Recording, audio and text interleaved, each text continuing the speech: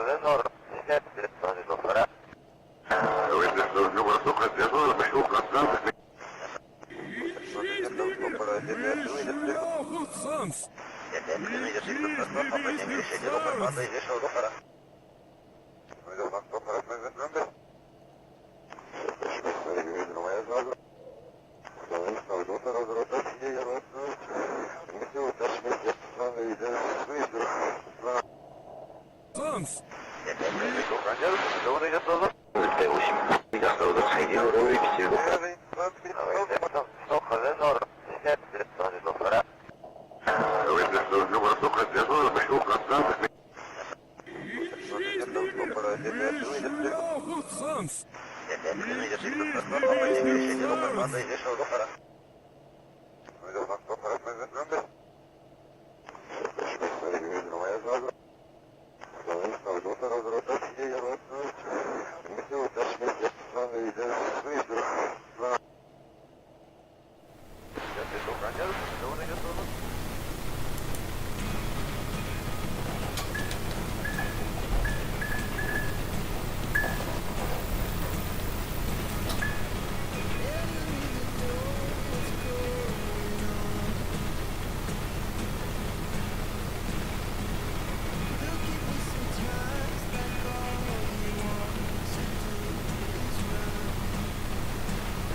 Любишь смотреть прохождение разных игр? Тогда этот канал для тебя. Я подписался и теперь стану временами просматривать интересные прохождения. А ты будешь? Ссылка на канал в описании под видео, или можешь просто отсканировать QR-код и перейти на тот же самый канал и подписаться с мобильного. Делай как тебе удобней. Итак, всем доброго вечера. Сегодня начинаем на час позже. Ну, как-то оно так вот получается. Небольшие проблемы с электричеством. Из-за этих проблем,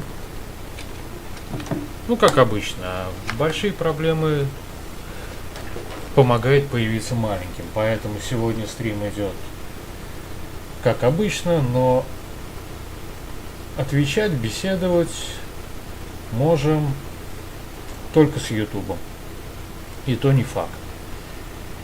Как-то оно вот так. Но при всем при этом напоминаю, что если есть что сказать, пожелать, возразить, просто-напросто пишем в сообщении под видео на том же самом Ютубе. И ваше сообщение должно попасть на экран. Если попадает, я его читаю. Если не попадает, значит не читаю. Опять же, если вдруг хотите, чтобы ваше сообщение 100% попало на экран, тогда переходим по донатной ссылке на донат-стрим и пишем сообщение там. И тогда ваше сообщение точно попадает на экран, точно озвучивается, оговаривается и все остальное прочее тому подобное. Как-то оно вот так. Помимо всего этого, также осталась возможность купить рекламу вот здесь внизу. То есть просто-напросто вы отправляете сообщение, и ваше сообщение будет висеть здесь во всех стримах целый месяц. То есть сегодня 25 число, значит 25 я его удалю. Как-то оно вот так. Ну, в принципе, наверное, и все. Да, вот здесь наверху контакты. Переходим по любому, который вам удобен. И пишем, звоним. И тогда я включаю на телефоне громкую связь. И мы будем с вами беседовать в прямом эфире. Без каких-либо... Ну, не знаю, что там еще бывает. Цензуры и прочее, прочее, прочее. Ну, вроде с предисловием покончено, и поэтому переходим к вопросам.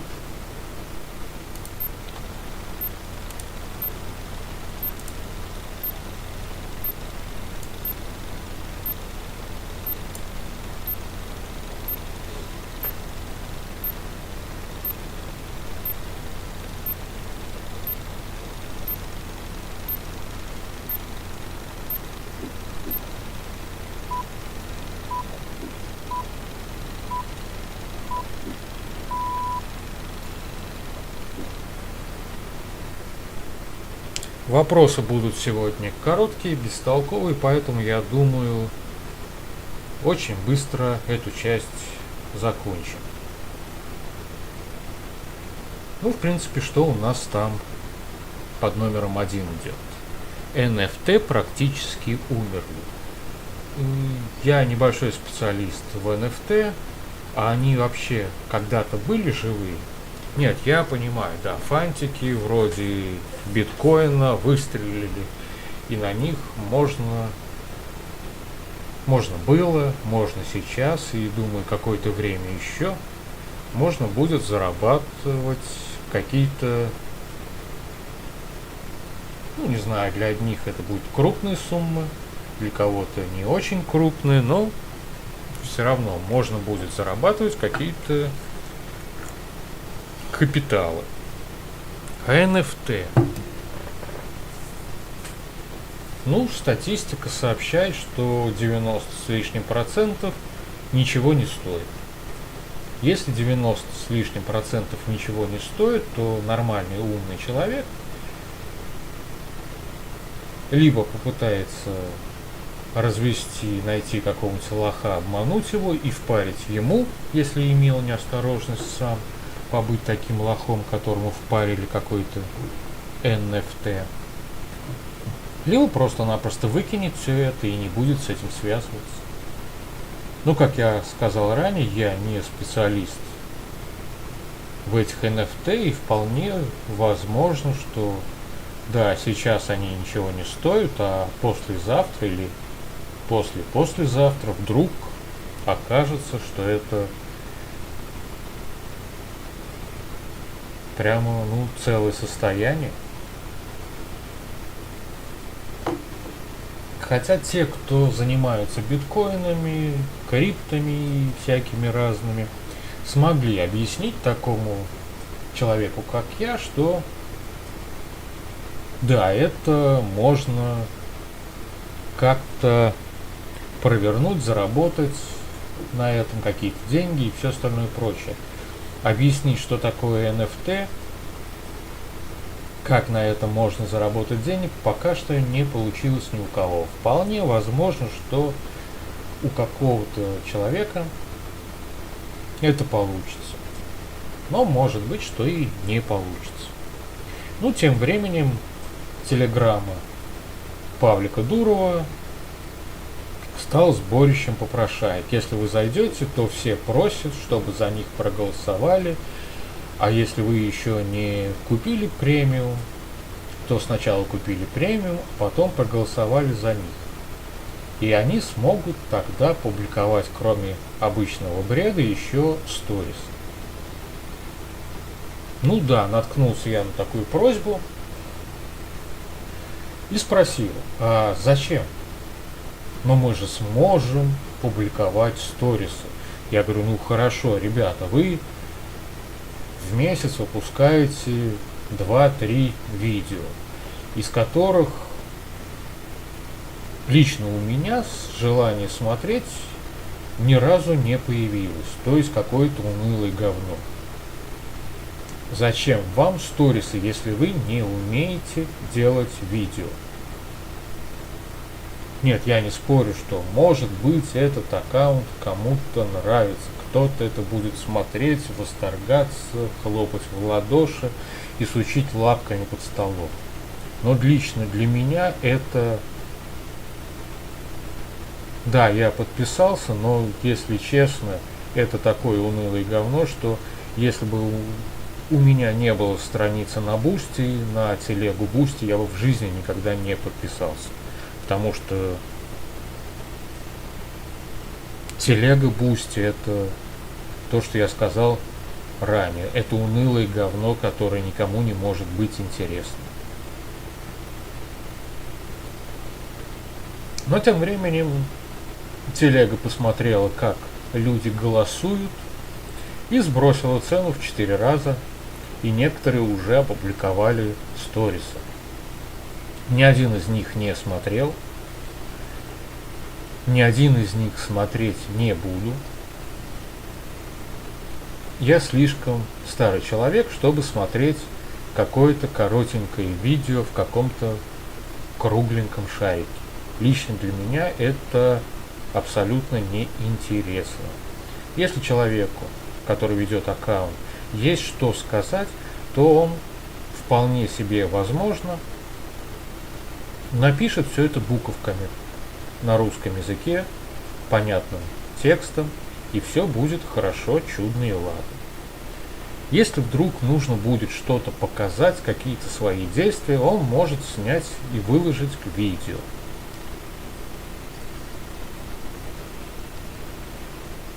Но если он не способен делать ни то, ни другое, о каких сторисах может идти речь? Ну да ладно.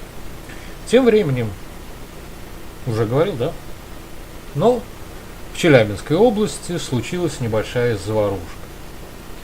Ветеран СВО сидел в кабаке, не пил, не курил, и увидел, как один ветеран ММА, спортсмен, начал таскать какую-то девицу за волосы и заступился за нее.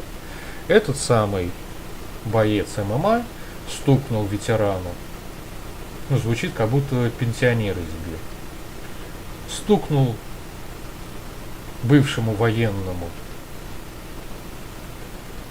или урке бывшему, не знаю, стукнул ветерану СВО в кадык и тем самым убил его.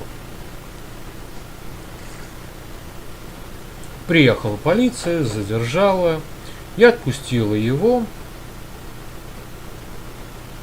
а подпиской о невыезде. Сразу же начали кричать, стонать, визжать, топать ножками, до каких пор Чурка не русский будет долбить каких-то там ветеранов СВО. Они за родину кровь проливали и все так, так далее и тому подобное. Я не видел видео, я не видел конкретных источников, которым бы мог доверять. В дело вмешался Следственный комитет, и данного персонажа, имеется в виду спортсмен, убивший ветерана, уже задержали, дело оформили немного построже. Теперь это уже не нанесение, причинение смерти по неосторожности, а уже что-то там более сильное, более серьезное. И все стонут, кричат, до каких пор диаспоры будут решать. А диаспоры будут решать ровно до тех пор, пока они способны что-то решить. Я не знаю, как в диаспорах обстоят дела, но если за одного нерусского вступается сотня другая других таких же нерусских, то не имеет значения, по какой причине они за него вступаются. Они защищают своего. А в данном случае кто-то вступился за своего, а кто-то за своего просто начал строчить в телегу жалобы, кляузы и все остальное прочее. И в этом заключается вся разница. Ну, посмотрим, Следственный комитет дело забрал, переоформил, и что будет дальше. Также сообщают, что Федеральная антимонопольная служба возбудила дело против Мегафона из-за поднятия последним цен. Вроде как говорят, что без причины на 12% цены подняты. Ну, бывает и такое. Пока еще не читал господина Муртазина, который бы заявил, что Мегафон просто вынужден поднимать цены, потому что то, потому что сё, и вообще все сделали правильно. А почему ФАС брыкается на оператора сотовой связи, никому ничего не понятно. Ну, непонятно. Читайте книжки. Как-то оно вот так. Ну, а тем временем переходим к киносериальной части. Да?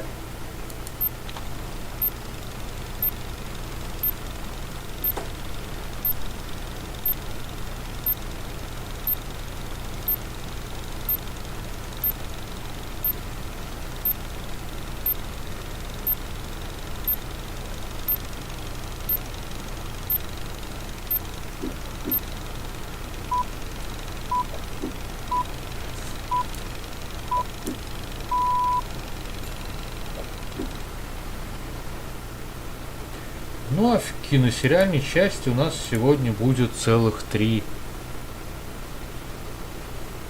произведения. 2 отечественных сериала и 1 фильм совместного российско-французского происхождения. С него и начнем. Фильм называется «Иммигрант». Нам рассказывают про жизнь чеченца. Бывший спецназовец уехал сначала в Бельгию со своей семьей, потом перебрался во Францию, где начал на одном районе заниматься продажей оружия. Крыша, ну все как положено, как в святые 90-е. И когда к нему поступило предложение, что вот давай на твоих точках мы еще будем продавать наркотики, он пошел в глубокий отказ. Наркотики говно, наркотики дрянь, и на моих точках наркоты продавать не буду. Другой мафиоза, который ему предложил эту тему, слово сказать, в далеком прошлом бывший таксист. Не в смысле актер таксистом работал, а снимался в фильме «Таксист» в роли самого этого таксиста.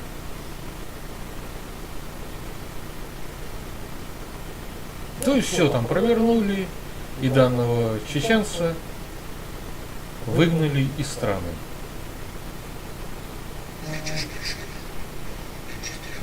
И вот он приехал к себе в Чечню, поговорил с друзьями,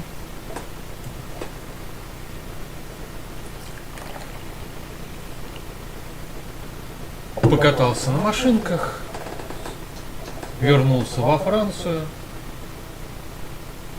и там вешал всем люлей. Как-то оно вот так. Если смотреть это кино, ну, честно сказать, но оно не вызывает какого-то восторга. Да, это просто хорошее, не сильно интересное кино. Ну, с моей точки зрения. Ну, как-то оно вот так.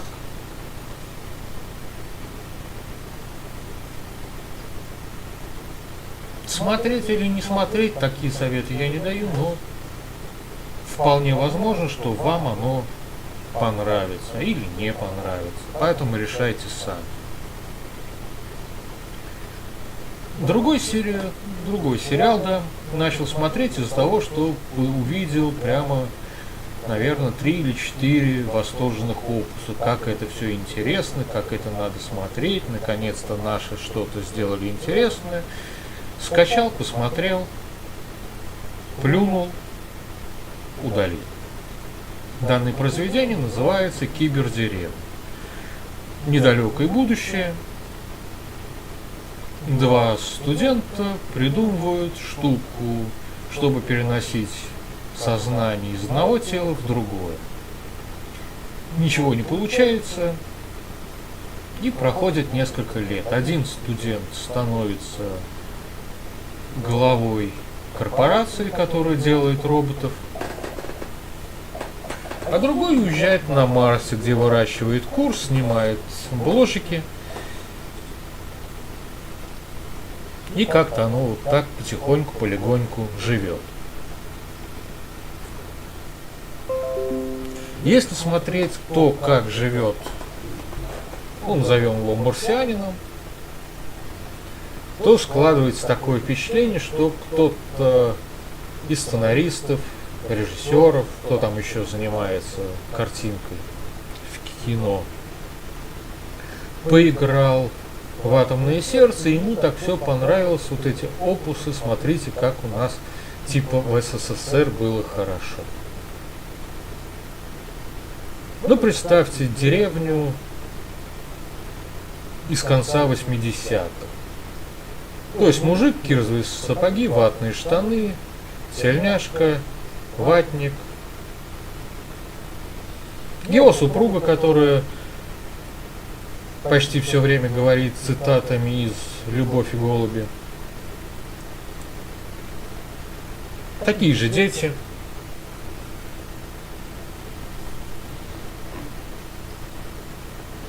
И вот этот марсианин пытается заманить к себе туристов.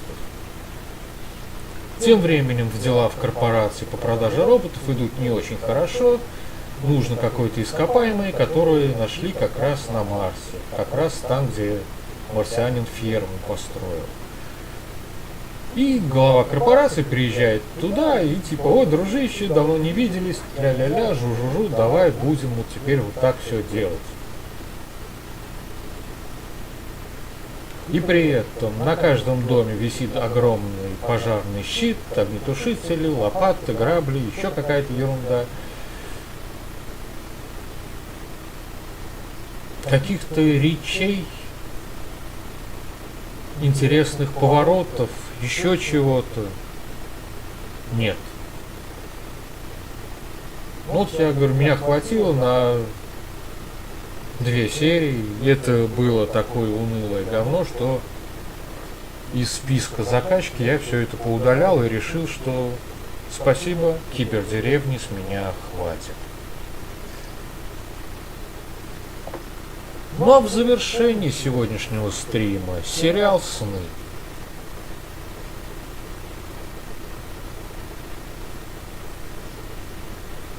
Если коротко по сюжету, то одна девица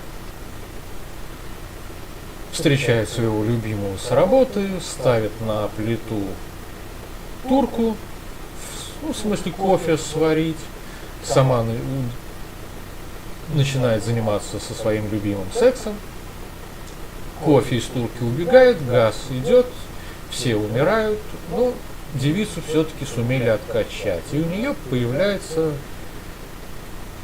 такая суперспособность. Если она ложится спать в месте, где было совершено убийство, то она может увидеть, как это убийство происходило и тому подобное. Ее знакомый, который работает капитаном в следственном комитете, начинает время от времени этим пользоваться. Типа, пойдем там переночуешь, пойдем здесь переночуешь, что дело тупик, надо спасать, надо то, надо все. В сериале 6 серий, если мне память не изменяет. Ну, как-то так. И в каждой серии нам про героев показывают небольшой капитан Следственного комитета, оказывается, профайлер ФСБ. Кто не в курсе, профайлер — это такой человек, который побеседует с вами, а потом просто-напросто скажет: вы врете. То есть может распознавать ложь по всяким разным внешним признакам. Не все они заняты именно тем, что ищут заказчиков снов-видео, то есть кто-то снимал видео, как происходит изнасилование, убийство и всякое разное тому подобное. Видео передавалось заказчикам, все были в восторге, но тот, кто снимал видео, по-моему, во второй серии или в первой, где-то там, получил пулю в глаз. Выяснилось, что его супруга пристрелила, которая тоже была в этом деле повязана.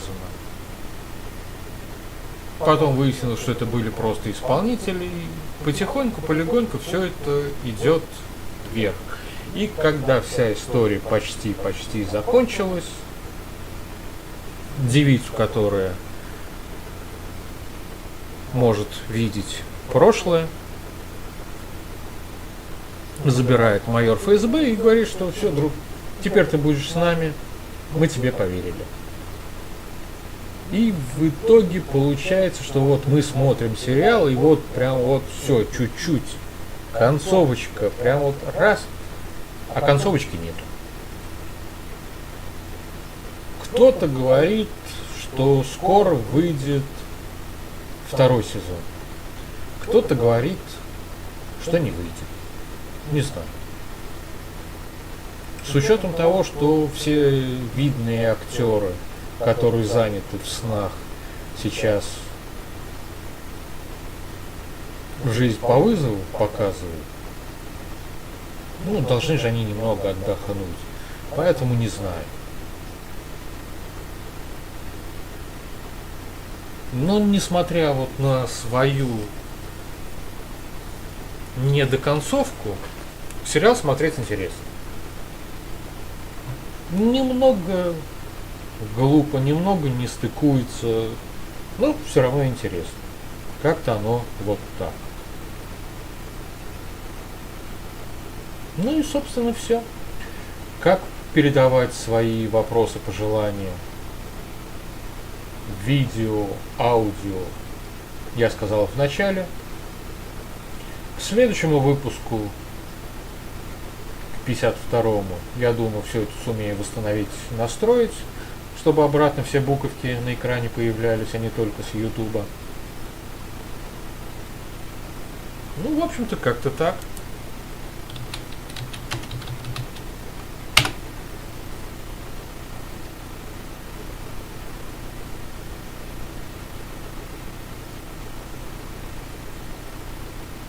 Да.